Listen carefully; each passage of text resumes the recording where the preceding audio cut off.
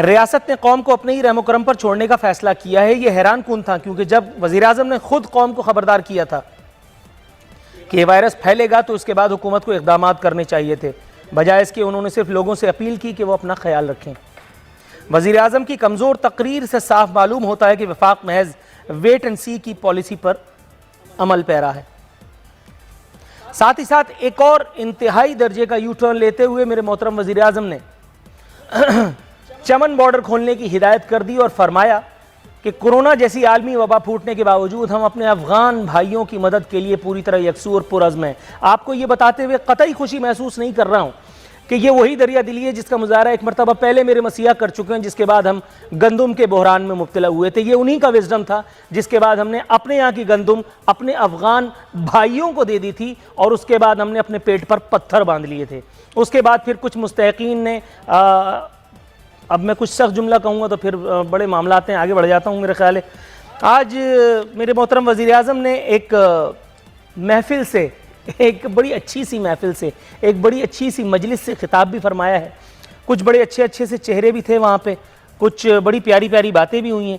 सिर्फ मुख्तसर उनका अहाता कर दूँ। वज़ीर आज़म ने फरमाया चीन के तजुर्बात से इस्तेफ़ादा करेंगे, ये बात भी कई दिन पुरानी है। एक मरतबा फिर उन्होंने दोहरा दी। फिर उन्होंने एक मरतबा फिर कहा कि 15 जनवरी के करीब जब ये वबा चीन में फैली तो हमने फैसला किया कि उस पर मुसलसल नज़र रखें। ये बात भी कतई पुरानी है। उनका कहना था कि अफरा तफरी ना फैलाएं, ये कोरोना से ज़्यादा नुकसान पहुंचा सकती है। ये बात 2,00,000% दुरुस्त है, 2,00,000%। लेकिन उसके बाद उन्होंने जो कहा मैं फिर कन्फ्यूज़ हो गया। एक तरफ वो कह रहे हैं कि अफरा तफरी नहीं फैलानी और दूसरी तरफ देखिए क्या कह रहे हैं। उनका कहना था कि इटली में उन्हें स्टाफ नहीं मिल रहा, नर्सेज नहीं मिल रही, डॉक्टर्स नहीं मिल रहे और सबसे बढ़कर आईसीयू वेंटिलेटर्स नहीं मिल रहे। लिहाजा हमें खौफ है कि अगर खुदा न खास्ता इटली की तरह तेज़ी से केसेस बढ़े तो हमारे लिए बहुत मुश्किल हो जाएगा। वज़ीर आज़म का कहना था कि अगर 1.5 महीने तक अवामी मकामात पर ना जाएं तो शायद सूरत हाल काबू में आ सकती है।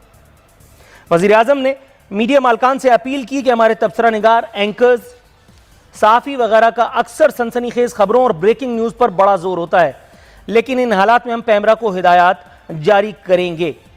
हैरत की बात है कि वज़ीर आज़म के दाएं और बाएं कम से कम 4 ऐसे फितने मौजूद थे जो जय्यद झूठे हैं, जो जय्यद जिसको कहते हैं दरोगो हैं, जो किसी भी प्रोग्राम में किसी भी चैनल पे बैठ करके कभी सच नहीं बोलते और हमेशा पीटीआई की वो मिधत कर रहे होते हैं।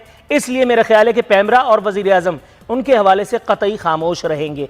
आगे मेरे मोहतरम वज़ीर आज़म ने मजीद खेलने का मौका दिया। कहते हैं चाइना में एक कौम के डिसिप्लिन, एक लीडरशिप ने मिलकर उसे शिकस्त दी। बात तो यहीं खत्म हो गई। लीडरशिप ने, हमारे यहाँ लीडरशिप 1 हफ्ते के बाद उठी और 1 हफ्ते के बाद उठ करके 14 दिन पुरानी खबरें नए कालिब में जारी कर दी। तो अब नौकरी किसकी खाई जाए, वज़ीर आज़म की तकरीर नवीस की या ये FIR किसी और के नाम कटवानी है? लॉकडाउन करना है नहीं करना है, लॉकडाउन क्यों किया जाए और क्यों नहीं किया जाए तो बड़ी बात की बात है। सर कन्फ्यूजन तो वज़ीर आज़म के अपने अंदर इतनी नज़र आ रही है कि अगर मैं अपनी आंखों पर हाथ भी रख लूँ तो भी मेरा ख्याल है कि मैं अंधा हो जाऊंगा कम से कम। अशरफ कुरैशी साहब, सर शाह महमूद कुरैशी साहब फरमा रहे हैं कि पाकिस्तान में लोग कोरोना को सीरियस नहीं ले रहे। उन्होंने कहा कि लोग अपने बच्चों को पार्क्स और रेस्टोरेंट्स में लेकर जा रहे हैं। जब तक लोग अपनी जिम्मेदारी अदा नहीं करेंगे तो कोरोना का मुकाबला नहीं कर सकते। ये कौन से सैयारे पे रहते हैं हमारे वजीर खारजा? लोग पार्क्स और रेस्टोरेंट्स में जा रहे हैं। पार्क्स में पौधे और गमले के अलावा, दरख्त के अलावा कुछ भी नहीं है, पानी डालने वाला तक तो जा नहीं रहा। रेस्टोरेंट्स इस वक्त बिल्कुल किसी बेवा की उजाड़ मांग की तरह पड़े में। ये कहाँ इनको नजर आ रहा है? क्या दीवार के उस पार देखने की सलाहियत चीन से लेकर के आ गए हैं या क्या? और दूसरी खबर जिसमें मैं चाहूँगा आप तबसरा फरमाएं, फवाद चौधरी साहब ने खुद को 3 रोज़ के लिए करंतना करने का फैसला किया है। आवाम की पुरजोर सिफारिश पर मैं आपसे रिकमेंड करता हूँ इनको, शहरियार आफरीदी को, शेख रशीद को, फैसल वावडा को और इस तरह के जितने अनमोल रतन हैं उनको कम से कम 300 दिन के लिए प्लीज़ वज़ीर आज़म साहब से कोई बात अगर आप कर सकें तो ऐन नवाजिश होगी। वो जो चौधरी साहब जो हैं वो आए हैं, अभी पाकिस्तान से बाहर थे और वो आए, पता नहीं वहाँ क्या करके आए सेल्फ उसको उन्होंने कहा वो जिम्मेदारी महसूस की होगी कि मैं बाहर से आया हूँ तो मैं हो जाऊँ।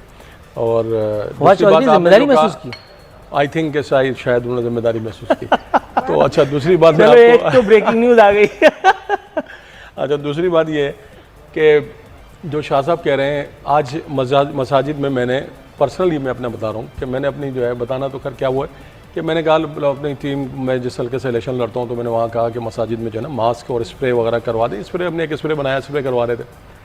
तो वो मास्क बांटने के लिए जब वहाँ डिस्ट्रीब्यूशन के लिए गए तो पूरी माशाल्लाह मसाजिद हमारी भरी हुई थी। हाँ सही है अल्हम्दुलिल्लाह। ना, सारी मसाजिद भरी हुई थी और लोग उसी तरह से मूव थे, छोटे बच्चे भी थे और बड़े भी थे और उससे बड़े भी तो लोग थे। तो वो बात इस हद तक। और फिर जो है कल एक रेस्टोरेंट की जो बात की आपने, सारे मॉल्स बंद पड़े हुए हैं। मैं जौहर में निकला कल, मैं एयरपोर्ट से निकला और गुलिस्तान जौहर वाले पीछे वाले रास्ते से निकल के मैं इधर गुलशन वाले रास्ते पे आया, तो जितने रेस्टोरेंट थे वो तकरीबन जो दुकानों में थे वो खुले हुए थे और लोग जो है उनकी बाहर जो टेबलें वगैरह कुर्सियाँ लगी हुई थी वो नहीं थी, लेकिन लोग फुटपाथों पर बैठे हुए थे। तो ये वो जो आप कह रहे हैं ना कि थोड़ा सा जो सब कह रहे थे, मैं ये कह रहा हूँ कि मैच्योर नहीं है और इस बात को सीरियस नहीं ले रहे हैं। अच्छा, हमें भी जो है थोड़ा सा एक बात का ख्याल करना पड़ेगा कि जैसे मैंने कहा कि हम डराने के बजाय अगर लोगों को एहतियात की तरफ लेके जाएं। आपको पता है एक क्या मसला क्या हो रहा है, मीडिया पे चल रहा है, सोशल मीडिया पे आया, जो उन्होंने क्वारंटाइन सेंटर्स बनाए उसके अंदर से जो लोगों की वीडियोज़ आई और जो चीज़ें आई। मैं एयरपोर्ट पे खड़ा था तो वो खातून एक बेचारी, उनका कोई बच्चा बेटी या बेटा आ रहा था कोई वहाँ से, तो वो इतनी ज़्यादा परेशान थी कि वो बच्चा अब तक क्यों निकल के नहीं आया, कि ऐसा तो नहीं इसको उठा के भेज दिया। मतलब डर का आलम है। और डर ये नहीं है उसके बच्चे को कुछ हो गया है, उसको ये नहीं है कि कोरोना उसको हो गया खुदा न खासा, उसको ये डर है कि अगर इनके पास हटते चढ़ गया तो मेरा बच्चा वापस आएगा या नहीं आएगा। मैं अपना बता रहा हूँ ये बात आपको सीरियसली, सही डर ये वाला है। क्योंकि जिस तरह के ये सेंटर्स बनाए जा रहे हैं उसके अंदर ऐसा लगता है जैसे कोई कैद है। दूसरी जगह हॉस्पिटलों में देखा है दुनिया के अंदर आपने, अभी जो है एयरपोर्ट होटल को जो है कन्वर्ट किया कर रहे हैं और उसको एक आध दिन में शुरू हो जाएगा। मतलब इस टाइप की कोई फैसिलिटेट करके लोगों को अगर डराने से नहीं मारना, आप तो डरा के ही मार देंगे हमारे लोग सारे। जी। तो उनको डराने के बजाय, हमारे पास मशीनें नहीं है जी, बिल्कुल कहा साहब ने भी कहा और मैंने भी सुना कि हमारे पास नहीं है वेंटिलेटर। तो क्या मतलब हुआ अगर वेंटिलेटर की नाहली मेरी है या मुझसे पहले की गवर्नमेंट की नाहली है, या मैं 18 महीने में, या हम लोग हमारी गवर्नमेंट थी हमने नहीं कर पाए इसको, अगर इस चीज को नहीं महसूस किया पिछले 30 सालों में किसी ने महसूस नहीं किया। 18 महीनों वाला है नहीं, तो है नहीं ना। आप मुझे बताएं 600-800 मशीनें, या जो आपको पता है ना किसी का हॉस्पिटल के अंदर नॉर्मली किसी का जो है इमरजेंसी के अंदर वेंटिलेटर लगाना पड़ जाए बंदे को, आप मुझे बताएं उसका क्या असर होता है। बच भी रहे हैं लोग इसके अंदर। दुनिया 80,000, चाइना ने 103 साल की लेडी जो है अभी मेरे पास न्यूज से पड़ी है, उसको 6 दिन में रिकवर किया। आज जो है वो सारे सिलसिला कर रहे हैं, हम बजाय उस लॉकडाउन करने के देखें उनके पास वो सिविल, उनके जो माशरे हैं, उनका जो माहौल है और जो सिस्टम है उनके पास, उसके साथ हम अपना कंपेरिजन करने जाते हैं। उनके पास जो है इंश्योरेंस होती है, उनके पास जो है गवर्नमेंट उनको जो वजीफे जारी करती है, उनके सारे मामला जो है सिस्टम में चलते हैं, उनके एक शनाख्ती कार्ड के साथ उनकी सारी चीज़ें डेटा आ जाता है। तो वो तो बहुत आसान है उनके लिए सब चीज़ों को कवर करना। क्या पाकिस्तान में मुमकिन है जहाँ 20 लाख से ज्यादा? तो बात वाजे हो गई कि हम लॉकडाउन के मुताबिल हो ही नहीं सकते। हम तैयार कौम नहीं है ना। मैं ये बताएं ना, मुझे एक बार बताएं, 3 दिन के लिए बंद कर देते हैं सपोज, मुझे बताएं 3 दिन के लिए बंद कर देते, मुझे रीजन तो बताओ कि 3 दिन के बाद क्या होगा। मैं 14 डेज के लिए लॉकडाउन कर देता हूं। वजीर आजम की तकरीर ने मुझे जितना कंफ्यूज आया नहीं था, उतना मैं आपकी 2 मिनट की गुफ्तगू से कंफ्यूज हो गया हूं, क्योंकि यहाँ मैं और आप एक पेज पे हैं और ये गुज़िश्ता पूरे हफ्ते के दौरान पहली मरतबा ऐसा हो रहा है। बिल्कुल देखें बात, जितने गेस्ट मेरे प्रोग्राम में आ रहे हैं वो सिर्फ मुझे उंगली के इशारे से बताते हैं कि ये रहे इजराइल, अगर तुमने इनके हक में बयान ना दिया तो तुम्हें ले जाएंगे। थोड़ा सा तवक्कुफ कीजिएगा। मैं डॉक्टर अयूब बलोच साहब के पास जाऊंगा, हुजूर वाला। ये मुझे बताइए, पाकिस्तान लॉकडाउन का मुतामिल हो सकता है या नहीं? वज़ीर आला ने अवाम को 3 दिन तक मुकम्मल आइसोलेशन में रहने की हिदायत की है, लेकिन जैसा अशरफ कुरैशी साहब ने कहा कि हम इमेच्योर लोग हैं और ये बात कुछ ज़्यादा गलत तो नहीं है। ज़रा सा कुछ होता है और उसके बाद हम पेट्रोल लेने के लिए दौड़ पड़ते हैं, ज़रा सा कुछ होता है हम आटा लेने के लिए लाइन लगा लेते हैं। जो वन विंडो शॉपिंग स्टोर्स हैं वहाँ मैनेजमेंट जो है वो चीख चीख के कह रही होती है कि स्टोर्स कल भी खुले हैं, परसों भी खुले हैं, आप सिर्फ अपनी ज़रूरत का सामान लें ताकि औरों के लिए मुश्किलात का सबब ना बने। लेकिन हम उनकी हिदायत को पता ही नज़रअंदाज कर दें तो फिर हम वज़ीर आज़म को क्यों लिफ्ट कराएंगे? ये हमारी अपनी IQ लेवल का हाल है। उस सूरत में वज़ीर आला का ये कहना कि हम 3 दिन तक आइसोलेशन में रहें, सर ये अचानक 3 दिन की आइसोलेशन का ख्याल क्यों कराया जबकि ये जुज़वी लॉकडाउन ऑलरेडी है? देखिए जनरली आप सूरत हाल इस तरह है, बेसिकली कुछ कंपेयर करें हम दूसरे दुनियाओं में, हम देख रहे हैं उसको ऑब्जर्व करें। वैसे एज ए मैं डॉक्टर हमें आइडिया है कि थोड़ा सा बहुत ये जो वायरस है एक इमेच्योर, मतलब अभी 3-4 महीने हुए ये डायग्नोस अभी, मतलब ये इस मतलब माशरे में हमारे इस दुनिया में आए, बहुत तबाकुन उसके असरात पूरी दुनिया में आए। चाइना ने लॉकडाउन करके अपने आप को रिकवर किया, बेहतर किया और माशाल्लाह अब वहाँ पे कुछ चीज़ें बेहतर की तरफ जा रहे हैं और वहाँ पे मेरे ख्याल में आज 3 डेथ हुई हैं, जैसे मैं अपडेट कर रहा था अभी से। इसके अलावा आप इटली की बताते हैं, यूरोप ने चाइना के ऊपर मतलब मजाक उड़ा रहे थे और हंस रहे थे। जब इटली इसमें इन्वॉल्व हुआ उसके बाद जब इटली बिल्कुल अभी पजल है। आप ज़रा अपडेट करें, आप जाएँ वाशिंगटन पोस्ट वगैरह उसमें देखें तो वहाँ पे इतने परेशान कुन हालात हैं कि उनके पास वेंटिलेटर नहीं है। और हम अपनी इंफ्रास्ट्रक्चर को देख के हम ये लॉकडाउन इसलिए हम कर रहे हैं इस हवाले से कि खुदा न ख्वास्ता अगर कॉम्प्लिकेशन डेवलप होना शुरू हो गए, डॉक्टर हॉस्पिटल से भागना शुरू कर दें, मतलब इतनी वर्स्ट कंडीशन में अगर हम आ जाएं तो इस तरह किस तरह हम उसको मैनेज करेंगे। मैं आपको एक मिसाल देता हूँ कि मुझे ये बताएं, हमारे यहाँ सिर्फ कराची को आप ले लें, हमारी 2 करोड़ से ज़्यादा की आबादी है, हमारे पास कितने वेंटिलेटर होंगे?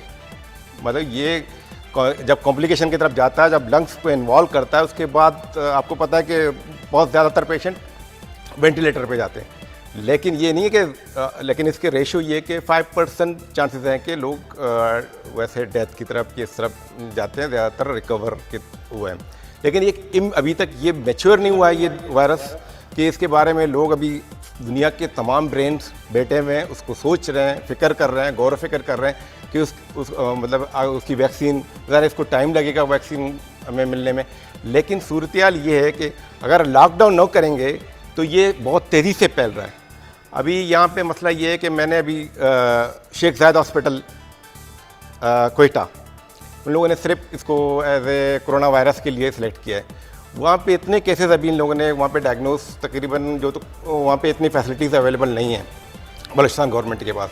तो उनसे बात हो रही थी, मैंने कहा क्योंकि हमारे पास मसला ये आ रहा था कि ये जो ज़ायरीन आ रहे थे ईरान से, लोगों के जहन में ये है कि वहाँ से आ रहे थे और ये उन लोगों की वजह से ये स्प्रेड हुआ। क्योंकि वहाँ पे एक जगह, अब उस बहस पे हम नहीं जाना चाहते। हमारे चेयरमैन ने जो एक डायरेक्शन दिया था कि अब हम तनकीद की तरफ नहीं, एक इज्तिमाई कौम बन के इस चीज़ों को मैनेज करें।